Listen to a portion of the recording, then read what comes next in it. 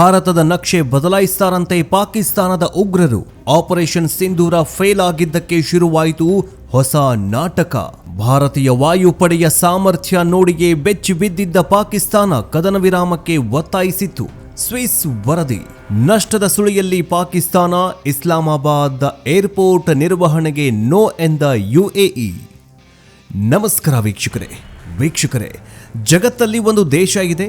ಆ ದೇಶಕ್ಕೆ ತಿನ್ನೋದಕ್ಕೆ ಅನ್ನ ಇಲ್ಲ, ಜನರಿಗೆ ಕೊಡೋ ಕೆಲಸ ಇಲ್ಲ, ಕರೆಂಟ್ ಇಲ್ಲ, ಪೆಟ್ರೋಲ್ ಇಲ್ಲ, ಉಸಿರಾಡೋ ಗಾಳಿ ಕೂಡ ವಿಷ. ಇಡೀ ದೇಶವೇ ಸಾಲದ ಸುಳಿಯಲ್ಲಿ ಸಿಲುಕಿ ನರಳಾಡ್ತಾ ಇದೆ. ಆದರೆ ಆ ದೇಶದ ಸೇನೆ ಮತ್ತು ಅಲ್ಲಿನ ಉಗ್ರರಿಗೆ ಮಾತ್ರ ಇರುವಂತಹ ಒಂದೇ ಒಂದು ಕೆಟ್ಟ ಚಟ ಅಂದರೆ ಅದು ಭಾರತದ ಕನಸು ಕಾಣೋದು. ಹೌದು, ನಾನು ಮಾತನಾಡ್ತಾ ಇರುವಂತಹ ಏಕೈಕ ದೇಶ ಅಂತಂದ್ರೆ ಪಾಪಿ ಪಾಕಿಸ್ತಾನದ ಬಗ್ಗೆ. ಇತ್ತೀಚೆಗೆ ಭಾರತೀಯ ಸೇನೆ ನಡೆಸಿದಂತಹ ಆಪರೇಷನ್ ಸಿಂಧೂರಕ್ಕೆ ಪಾಕಿಸ್ತಾನ ಅಪ್ಪಚ್ಚಿಯಾಗಿದೆ. ಈ ಸೋಲಿನಿಂದ ಪಾಕಿಸ್ತಾನದ ಸೇನಾ ಮುಖ್ಯಸ್ಥ ಆಸಿಮ್ ಮುನೀರ್ ಮತ್ತು ಅಲ್ಲಿನ ಸರ್ಕಾರಕ್ಕೆ ಮುಖ ಎತ್ತಿ ಓಡಾಡೋದಕ್ಕಾಗ್ತಾಗಿಲ್ಲ. ಯಾವಾಗ ನೇರ ಯುದ್ಧದಲ್ಲಿ ಅಥವಾ ಗಡಿ ತಂಟೆಯಲ್ಲಿ ಭಾರತವನ್ನ ಸೋಲಿಸೋಕೆ ಆಗಲ್ವೋ ಆಗ ಪಾಕಿಸ್ತಾನ ಮಾಡೋದು ಕೆಲಸ ಒಂದೇ, ಅದೇ ಭಯೋತ್ಪಾದನೆ. ಈಗ ಮತ್ತೊಮ್ಮೆ ಹಳೆ ಹಾವನ್ನ ಬುಟ್ಟಿಯಿಂದ ಹೊರಗೆ ಬಿಟ್ಟಿದ್ದಾರೆ. ಲಷ್ಕರ್ಗೆ ತ್ವಯ್ಬಾ ಮತ್ತು ಜಮಾತ್ ಉದ್ ದಾವಾ ಉಗ್ರರು ಈಗ ಬಹಿರಂಗವಾಗಿ ಸ್ಟೇಜ್ ಮೇಲೆ ನಿಂತು ಏನ್ ಹೇಳುತ್ತಿದ್ದಾರೆ ಗೊತ್ತಾ? ನಾವು ಭಾರತದ ನಕ್ಷೆಯನ್ನ ಬದಲಿಸ್ತೇವೆಯಂತೆ. ಕೇಳಿದ್ರೆ ನಗು ಬರುತ್ತೆ ಅಲ್ವಾ ವೀಕ್ಷಕರೇ? ತಮ್ಮ ದೇಶದ ಭೂಪಟವನ್ನೇ ಉಳಿಸ್ಕೊಳ್ಳೋದಕ್ಕೆ ಆಗದವರು ಭಾರತದ ನಕ್ಷೆ ಬದಲಾಯಿಸ್ತಾರಂತೆ. ಅಷ್ಟಕ್ಕೂ ಏನಿದು ಆಪರೇಷನ್ ಸಿಂಧೂರ್? ಉಗ್ರ ಅತಾವುಲ್ಲಾ ಫಿಜ್ಲಿ ಮತ್ತು ಸೈಫುಲ್ಲಾ ಕಸೂರಿ ಭಾರತದ ಬಗ್ಗೆ ಕಾರಿದ ವಿಷಯಂಥದ್ದು. ನಮಗೆ ಡಾಕ್ಟರ್ ಇಂಜಿನಿಯರ್ ಬೇಡ, ತಾಲಿಬಾನಿಗಳು ಬೇಕು ಅಂತ ಇವರು ಹೇಳ್ತಾ ಇರೋದರ ಮರ್ಮವೇನು? ಬನ್ನಿ ಇವತ್ತಿನ ಈ ವಿಡಿಯೋದಲ್ಲಿ ಡೀಟೇಲ್ ಆಗಿ ಪಾಕಿಸ್ತಾನದ ಈ ಹೊಸ ಪಿತೂರಿಯನ್ನ ಎಳೆಯಾಗಿ ಬಿಚ್ಚಿಡ್ತೀವಿ. ಆದರೆ ಅದಕ್ಕಿಂತ ಮುಂಚೆ ಪಾಕಿಸ್ತಾನಕ್ಕೆ ಇನ್ನೂ ಕೂಡ ಬುದ್ಧಿ ಬಂದಿಲ್ಲ. ಪ್ರಧಾನಿ ನರೇಂದ್ರ ಮೋದಿ ಅವರು ಇನ್ನೊಂದು ಆಪರೇಷನ್ ಸರ್ಜಿಕಲ್ ಸ್ಟ್ರೈಕ್ ಮಾಡಬೇಕಾ, ಇನ್ನೊಂದು ಆಪರೇಷನ್ ತಗೊಳ್ಬೇಕಾ ಕೈಗೆ? ಇವರಿಗೆ ಬುದ್ಧಿ ಬರಬೇಕು ಅಂತಂದ್ರೆ ಈ ಉಗ್ರ ಸಂಘಟನೆಗಳನ್ನ ಪೋಷಣೆ ಮಾಡ್ತಾ ಇದೆಯಲ್ಲ ಈ ಶಹಬಾಜ್ ಶರೀಫ್, ಶಿಖಂಡಿ ಆಸಿಮ್ ಮುನೀರ್, ಇವರನ್ನ ಸುಟ್ಟು ಭಸ್ಮ ಮಾಡಬೇಕಾ?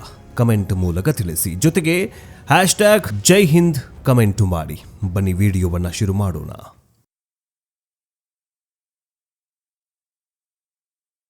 ವೀಕ್ಷಕರ, ವಿಷಯವನ್ನ ತಿಳಿದುಕೊಳ್ಳುವುದಕ್ಕಿಂತ ಮುಂಚೆ ಪಾಕಿಸ್ತಾನಕ್ಕೆ ಈಗ ಆಗಿರುವ ದೊಡ್ಡ ಅವಮಾನದ ಬಗ್ಗೆ ನಾವು ತಿಳಿದುಕೊಳ್ಳಲೇಬೇಕು. ಅದುವೇ ಆಪರೇಷನ್ ಸಿಂಧೂರ ವೈಫಲ್ಯ.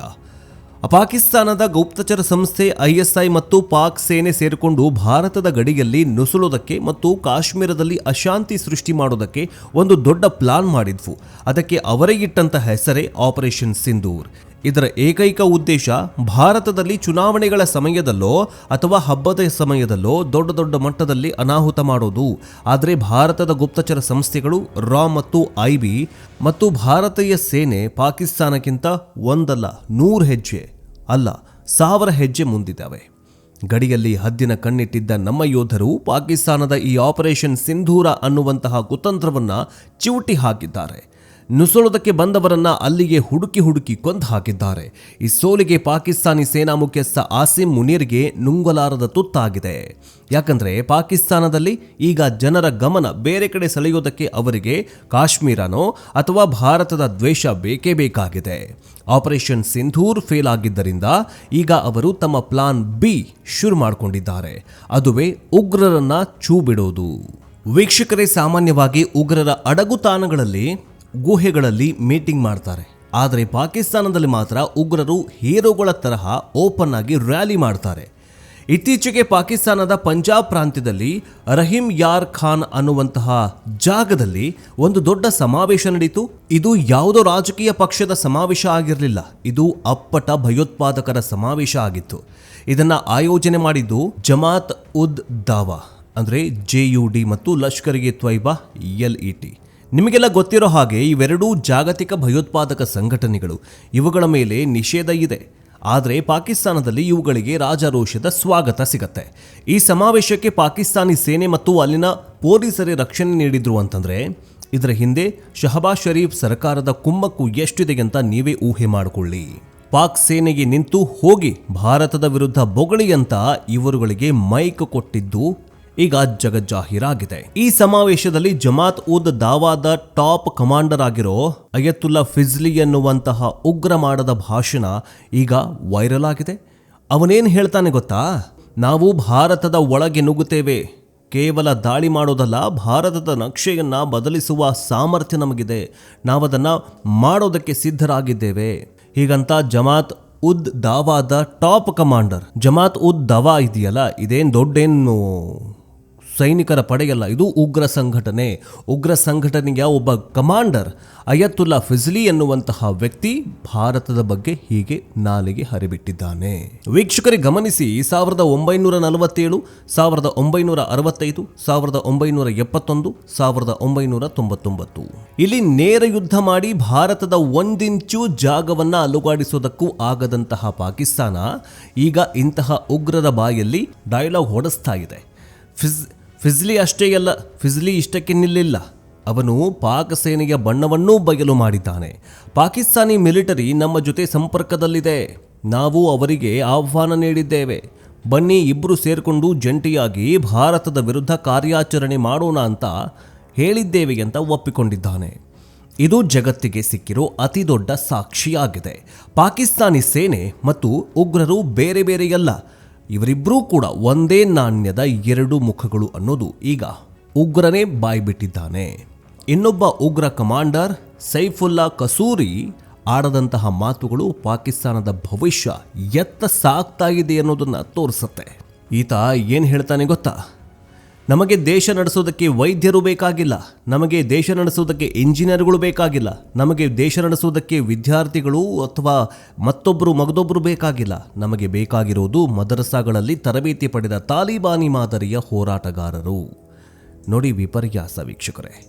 ಜಗತ್ತು ಈಗ ಚಂದ್ರನ ಮೇಲೆ ಹೋಗ್ತಾ ಇದೆ, ಆರ್ಟಿಫಿಷಿಯಲ್ ಇಂಟೆಲಿಜೆನ್ಸ್ ಅರ್ಥಾತ್ AI ಬಗ್ಗೆ ಮಾತಾಡ್ತಾ ಇದೆ. ಆದರೆ ಪಾಕಿಸ್ತಾನದ ಉಗ್ರರು ನಮಗೆ ಓದು ಬರಹ ಬೇಡ, ನಮಗೆ ಬೇಕಾಗಿರುವುದು ಬಂದೂಕು ಹಿಡಿಯೋ ಜಿಹಾದಿಗಳು ಅಂತಿದ್ದಾರೆ. ಇವರು ಪಾಕಿಸ್ತಾನದಲ್ಲಿ ಶರಿಯಾ ಕಾನೂನು ಜಾರಿಗೆ ತರುವುದೇ ನಮ್ಮ ಗುರಿಯಂದ ಘೋಷಣೆ ಮಾಡ್ತಾ ಇದ್ದಾರೆ. ಅಂದರೆ ಇವರಿಗೆ ಭಾರತದ ಮೇಲೆ ದಾಳಿ ಮಾಡೋದು ಎಷ್ಟು ಮುಖ್ಯನೋ, ಪಾಕಿಸ್ತಾನವನ್ನು ಸಂಪೂರ್ಣವಾಗಿ ತಾಲಿಬಾನ್ ತರಹ ಮಾಡೋದು ಕೂಡ ಅಷ್ಟೇ ಮುಖ್ಯ.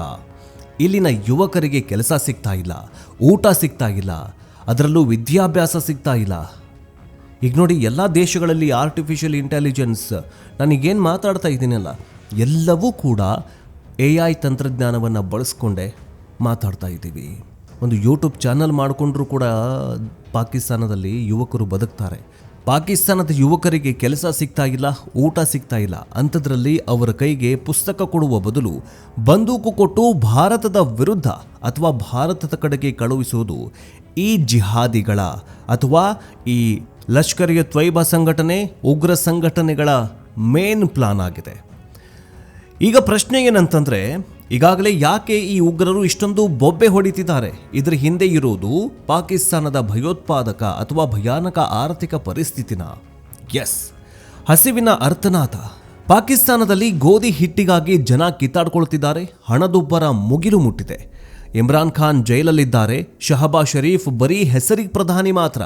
ಅವರ ಅಸಲಿ ಪವರ್ ಸೇನೆಯ ಕೈಯಲ್ಲಿದೆ, ಅಂದರೆ ಆಸಿಮ್ ಮುನೀರ್ ಕೈಯಲ್ಲಿದೆ. ಈ ಶಿಖಂಡಿ ಏನು ಮಾಡ್ತಿದ್ದಾನಂತಂದ್ರೆ, ಈಗ ತನ್ನ ಕೈಯಲ್ಲಿ ಏನು ಕಿತ್ಕೊಳ್ಳೋಕ್ಕಾಗಲಿಲ್ವಲ್ಲ, ಈಗ ಉಗ್ರರನ್ನ ಸಂಪರ್ಕ ಮಾಡಿ ಅಥವಾ ಉಗ್ರರ ಜೊತೆ ಕೈ ಜೋಡಿಸಿ ಭಾರತದ ವಿರುದ್ಧ ಹೇಳಿಕೆಗಳನ್ನು ಕೊಟ್ಕೊಂಡು ಇವನ ಕಡೆಯಿಂದ ಏನೂ ಆಗಲ್ಲ, ಒಂದು ಯುದ್ಧ ಮಾಡೋದಿಲ್ಲ, ಒಂದು ಬಂದೂಕಿನೆಲ್ಲರೂ ಗುಂಡು ಹಾರಿಸಲ್ಲ, ಏನೂ ಇಲ್ಲ. ಪಾಕಿಸ್ತಾನದಲ್ಲಿ ಆಕ್ರೋಶ ಭುಗಿಲೇಳಬಾರ್ದು, ಜನರು ಪ್ರತಿಭಟನೆ ಮಾಡಬಾರ್ದು ಆಸಿಫ್ ಮುನೀರು ಅಥವಾ ಈ ಶಹಬಾಜ್ ಶರೀಫ್ ಸರ್ಕಾರದ ವಿರುದ್ಧ ಅನ್ನುವ ನಿಟ್ಟಿನಲ್ಲಿ ಈ ಶಹಬಾಜ್ ಶರೀಫ್ ಸರ್ಕಾರನೋ ಅಥವಾ ಈ ಆಸಿಮ್ ಮುನೀರ್ ಏನು ಮಾಡ್ತಿದ್ದಾನಂತಂದರೆ, ಉಗ್ರರನ್ನು ಚೂಬಿಟ್ಟು ಹೇಳಿಕೆಗಳನ್ನು ಕೊಟ್ಕೊಂಡು ಓಡಾಡಿ ನಮ್ಮ ಸರ್ಕಾರ ಸೇಫ್ ಆಗಿರುತ್ತೆ ಅನ್ನುವಂತಹ ಪ್ಲಾನ್ ಮಾಡಿಕೊಂಡಿದ್ದಾನೆ. ಇನ್ನು ಪಾಕ್ ಜನರಿಗೆ ಅರ್ಥವಾಗ್ತಾ ಇದೆ ತಮ್ಮ ದುಸ್ಥಿತಿಗೆ ಕಾರಣ ಅಲ್ಲಿನ ಸೇನೆ ಮತ್ತು ಉಗ್ರರು ಅಂತ. ಜನ ಸೇನೆಯ ವಿರುದ್ಧ ತಿರುಗಿ ಬೀಳ್ತಾಗಿದ್ದಾರೆ. ಹೀಗೆ ಜನರು ತಮ್ಮ ವಿರುದ್ಧ ತಿರುಗಿ ಬಿದ್ದಾಗ ಪಾಕ್ ಸೇನೆಗೆ ಉಳಿಯುವ ಒಂದೇ ಒಂದು ದಾರಿ ಭಾರತದ ದ್ವೇಷ ಭಾಷಣ ಅಥವಾ ಭಾರತದ ದ್ವೇಷ. ನೋಡಿ, ಭಾರತ ನಮ್ಮ ಮೇಲೆ ದಾಳಿ ಮಾಡೋದಕ್ಕೆ ರೆಡಿಯಾಗಿದೆ, ನಾವು ಕಾಶ್ಮೀರ ತಗೊಳ್ಬೇಕು ಅಂತ ಸುಳ್ಳು ಹೇಳಿ ಜನರ ಗಮನವನ್ನ ಹಸಿವಿನಿಂದ ಯುದ್ಧದ ಕಡೆಗೆ ತಿರುಗಿಸೋದು ಈ ನಾಟಕ ಆಡ್ತಾ ಇದೆ ಆಸಿಮ್ ಮುನೀರ್ ಸರ್ಕಾರ ಅಥವಾ ಈ ಶಹಬಾಜ್ ಶರೀಫ್ ಸರ್ಕಾರ. ಆಸಿಮ್ ಮುನೀರ್ಗೆ ಗೊತ್ತು ಆಪರೇಷನ್ ಸಿಂಧೂರ ಫೇಲ್ ಆಗಿದೆ ಅಂತ. ಅದಕ್ಕೆ ಈಗ ಈ ಉಗ್ರನನ್ನ ಸ್ಟೇಜ್ ಮೇಲೆ ಹತ್ತಿಸಿ ಭಾರತದ ವಿರುದ್ಧ ಕೂಗಾಡಿಸ್ತಾ ಇದ್ದಾನೆ. ಪಾಕಿಸ್ತಾನದ ಉಗ್ರರು ನಕ್ಷೆ ಬದಲಿಸ್ತೀವಿ ಅಂದಾಕ್ಷಣ ಭಾರತ ಹೆದರ್ಕೊಂಡು ಕೂತ್ಕೊಳತ್ತಾ? ಖಂಡಿತ ಇಲ್ಲ ವೀಕ್ಷಕರೇ. ಇದು 2014ಕ್ಕಿಂತ ಮೊದಲಿನ ಭಾರತ ಅಲ್ವೇ ಅಲ್ಲ. ಇದು ನವಭಾರತ, ಇದು ಮೋದಿ ಭಾರತ. ನಮ್ಮ ಸೇನೆಗೆ ಈಗ ಪೂರ್ಣ ಸ್ವಾತಂತ್ರ್ಯ ಸಿಕ್ಕಿದೆ, ಅರ್ಥಾತ್ ಪೂರ್ಣ ಸ್ವಾತಂತ್ರ್ಯವನ್ನು ಕೊಡಲಾಗಿದೆ. ಉರಿ ದಾಳಿ ನಡೆದಾಗ ಸರ್ಜಿಕಲ್ ಸ್ಟ್ರೈಕ್ ಆಯಿತು, ಪುಲ್ವಾಮಾ ದಾಳಿ ನಡೆದಾಗ ಬಾಲಾಕೋಟ್ ಏರ್ ಸ್ಟ್ರೈಕ್ ಆಯಿತು. ಭಾರತದ ರಕ್ಷಣಾ ಸಚಿವರು ಈಗಾಗಲೇ ಸ್ಪಷ್ಟಪಡಿಸಿದ್ದಾರೆ, ಭಾರತದ ತಂಟೆಗೆ ಬಂದರೆ ಗಡಿ ದಾಟಿ ಬಂದು ಹೊಡಿತೀವಿ. ಭಾರತದ ನಕ್ಷೆ ಬದಲಿಸೋದು ಇರಲಿ, ಪಾಕಿಸ್ತಾನ ಇನ್ನೂ ಕೆಲವು ವರ್ಷಗಳಲ್ಲಿ ತನ್ನ ನಕ್ಷೆಯನ್ನೇ ಕಳೆದುಕೊಳ್ಳುವ ಭೀತಿಯಲ್ಲಿದೆ. ಬಲೂಚಿಸ್ತಾನದಲ್ಲಿ ಸ್ವಾತಂತ್ರ್ಯ ಹೋರಾಟ ನಡೀತಾಗಿದೆ. POK ಜನರು ಭಾರತಕ್ಕೆ ಸೇರಬೇಕು ಅಂತ ಬೀದಿಗಿಳಿದು ಪ್ರತಿಭಟನೆ ಮಾಡ್ತಿದ್ದಾರೆ. ತಾಲಿಬಾನ್ ಕೂಡ ಪಾಕಿಸ್ತಾನದ ಗಡಿಯಲ್ಲಿ ದಾಳಿ ನಡೆಸ್ತಾ ಇದೆ. ಮನೆಗೆ ಹೊತ್ತಿ ಉರಿತಾ ಇರುವಾಗ ಪಕ್ಕದ ಮನೆಗೆ ನಕ್ಷೆ ಬದಲಿಸ್ತೀವಿ ಅನ್ನೋದು ಕೇವಲ ಪಾಕಿಸ್ತಾನದ ಮೂರ್ಖತನ ಅಷ್ಟೇ. ವೀಕ್ಷಕರೇ, ಅಂತಿಮವಾಗಿ ಹೇಳೋದಾದರೆ ಪಾಕಿಸ್ತಾನ ಈಗ ವಿನಾಶದ ಅಂಚಿನಲ್ಲಿದೆ. ಒಂದು ಕಡೆ ಆರ್ಥಿಕ ದಿವಾಳಿತನ, ಇನ್ನೊಂದು ಕಡೆ ಈ ಒಳಜಗಳ, ಮತ್ತೊಂದು ಕಡೆ ಉಗ್ರರ ಅಟ್ಟಹಾಸ. ಯಾವ ದೇಶ ತನ್ನ ಯುವಕರಿಗೆ ಡಾಕ್ಟರ್, ಇಂಜಿನಿಯರ್ ಆಗೋದನ್ನು ಬಿಟ್ಟು ಉಗ್ರರಾಗೋದಕ್ಕೆ ಹೇಳತ್ತೋ ಆ ದೇಶಕ್ಕೆ ಭವಿಷ್ಯ ಇರೋದಿಲ್ಲ. ಭಾರತದ ನಕ್ಷೆ ಬದಲಿಸೋದು ಇರಲಿ, ಪಾಕಿಸ್ತಾನ ತನ್ನ ಅಸ್ತಿತ್ವ ಉಳಿಸ್ಕೊಂಡ್ರೆ ಸಾಕು. ನಮ್ಮ ಭಾರತೀಯ ಸೇನೆ ಯಾವುದೇ ಪರಿಸ್ಥಿತಿಯನ್ನ ಎದುರಿಸುವುದಕ್ಕೆ ಸಮರ್ಥವಾಗಿದೆ. ಈ ಉಗ್ರರ ಬೊಗಳೆ ಮಾತುಗಳಿಗೆ ಭಾರತ ಯಾವತ್ತೂ ಜಗ್ಗಲ್ಲ, ಬಗ್ಗೋದಿಲ್ಲ. ನಿಮಗೇನನ್ಸುತ್ತೆ? ಪಾಕಿಸ್ತಾನದ ಉಗ್ರರ ಈ ಬೆದರಿಕೆ ಕೇವಲ ಬಾಯಿ ಚಪಲನ? ಪಾಕಿಸ್ತಾನದ ಜನ ಇನ್ನಾದರೂ ಮುಂದುವರೆದು ಬುದ್ಧಿ ಕಲಿತು ಈ ಉಗ್ರರನ್ನ ಓಡಿಸ್ತಾರಾ? ಭಾರತ ಈ ಹೇಳಿಕೆಗೆ ಹೇಗೆ ಉತ್ತರ ಕೊಡಬೇಕು?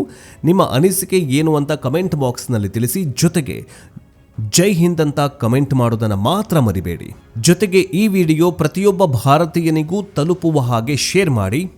ಜೈ ಹಿಂದ್ ಅಂತ ಕಮೆಂಟ್ ಮಾಡಿ. ನಮ್ಮನ್ನ ಕಾಯ್ತಾ ಇರುವ ಯೋಧರಿಗೆ ಒಂದು ಸಲಾಂ ಹೇಳಿ ಜೈ ಹಿಂದ್ ಅಂತ ಕಮೆಂಟ್ ಮಾಡಿ.